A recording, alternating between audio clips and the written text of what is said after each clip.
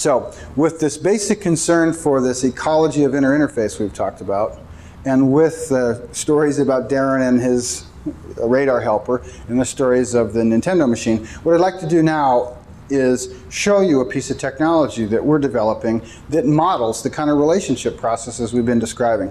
And I want to be real careful here. This is not a piece of technology that's on the market. I'm not here to talk to you about it in terms of you being future customers or sales of it. I don't care whether we ever sell it in that sense. What I want to do is demonstrate through technology the possibilities of a different kind of relationship.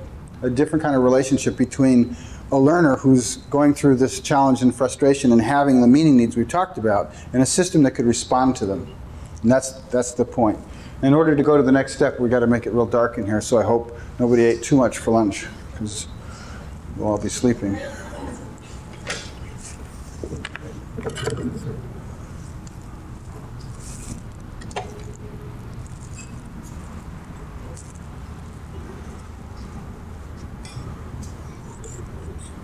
This is just the header card of our little system, because this is what, I think we're about.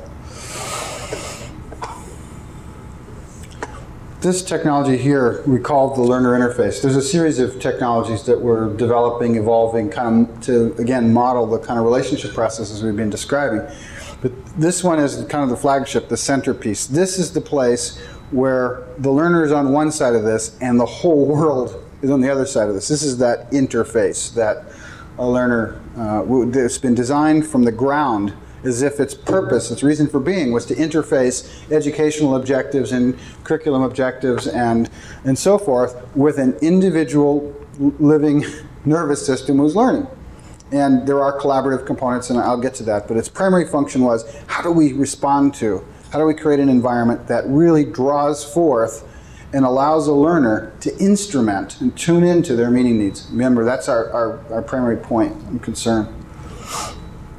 So there's a number of pieces to this. Those of you that are real, or that I'll just say for the moment, are into technology will probably be disappointed. We're not going to spend that much time on it. We want to move into the more participative phases this afternoon.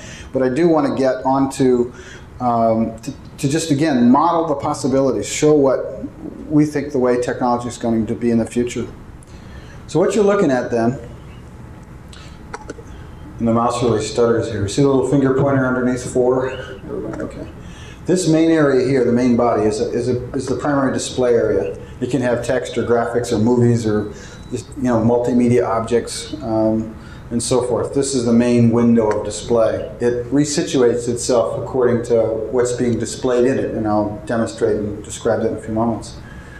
On the right-hand side here, this vertical column with these strange-looking buttons on it, this is the control panel, the primary control panel. The primary control panel is designed to deal with different types of learner needs. It's not like a computer in the normal sense, not like a Macintosh or an MS-DOS machine that's been designed to deal with somebody who understands computers or understands applications and is trying to do particular things with it. This was designed as if, no matter what the subject matter is that's running through it, that there are particular kinds of needs that can come up in a learner, particular kinds of need more, and that how could we respond to them so that, if you will, the learner felt like they were in a cockpit with a joystick and a series of controls and instruments that they were flying through learning space with. And that by being able to learn how to fly the ship, they were learning how to fly themselves.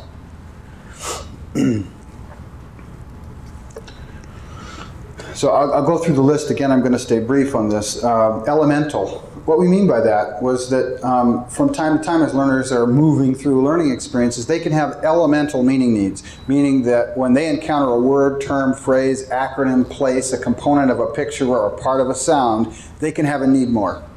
It's not the whole big thing. It's not the equivalent to a page or a paragraph or some larger structure. It's a component. It's the element. The elements out of which learning experiences are constructed. So we wanted to provide some way that when they had that kind of need, they had a place to go for it. Whenever they had a particular component piece that they needed more on, boom, that was the place to go. Simple.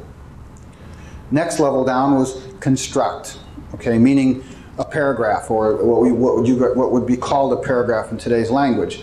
A larger field, a an all-at-once thing to grasp. And the rest of the controls, I'm not going to spend that much time on. They're not as connected to meaning needs as they are general navigational and mediation tuning, which I'll describe parts of. A collector's case, which is very similar to having a series of vacuum cleaner-like highlighters, like 6 different colors of highlighters, so that as a learner encounters something, they can pull out one of these things and go, oh, that's a red, and boom, it knows it's been captured and protected, and they can come back to it anytime that they want.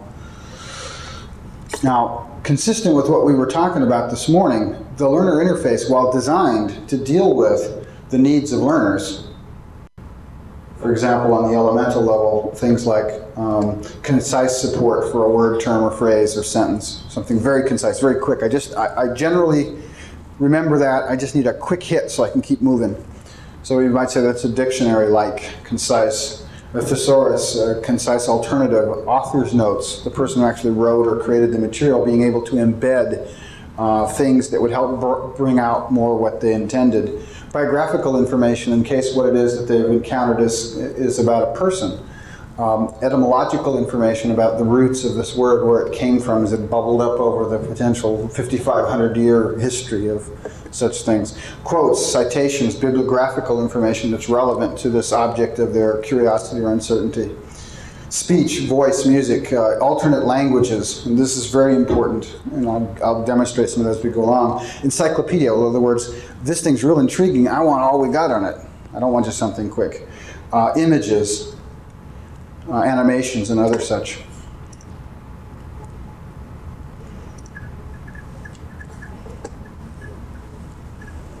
So this is the learner interface waking up to run some content. In fact, this is the story that you see in that article. And that's a picture of Darren. So the learner interface automatically situates itself according to whatever kind of material it's running. In this case, when you turn the page, it says that it wants a picture and it wants a couple of different ways to go into its meaning. One, a story, and another, just a regular articulation. By hitting this book logo icon here at the top at any point, the system kind of resets to what we call the central thread, which would be just like a regular textbook. So it's real simple for somebody who's used to the textbook metaphor to leverage it. They don't have to learn a bunch about technology. We don't want them to learn anything about technology. What we want them to learn is how to use themselves. So here they are, and they're flying by, and they say, okay, this is one of Darren's favorite pictures. You ask for a picture, and the system resituates itself, highlights what you asked for, and boom, throws the picture up. You say, well, I've seen enough of that, thank you, and boom, you go right back to where you were. It highlights itself so you know where you can continue. Now, the quick reference system works that way on everything. There's no exceptions to it. So let me, for example, go over and pick out something more meaty like this piece on gravity. So here we are. Say planets. You see a movie. So a movie pops up. Now you can't see it. The LCD projector system doesn't work quite as well. I'm seeing the pretty good image here. You can't see the Earth going around very well. So it might be a movie. I'm not going to explain everything about what I'm doing because we just don't have the time and it's not my intention. I want you to envision with me as I'm kind of walking through this what it would be like. Let's take a look at Einstein, for example. So what I just did was ask for a biography of Einstein that fast and got it. Einstein. Let's go back and do that again so it was clear. Clicked on Einstein. Notice my little cursor here. Perhaps you can. There's like a magnifying glass with a question mark in it. So I click on Einstein.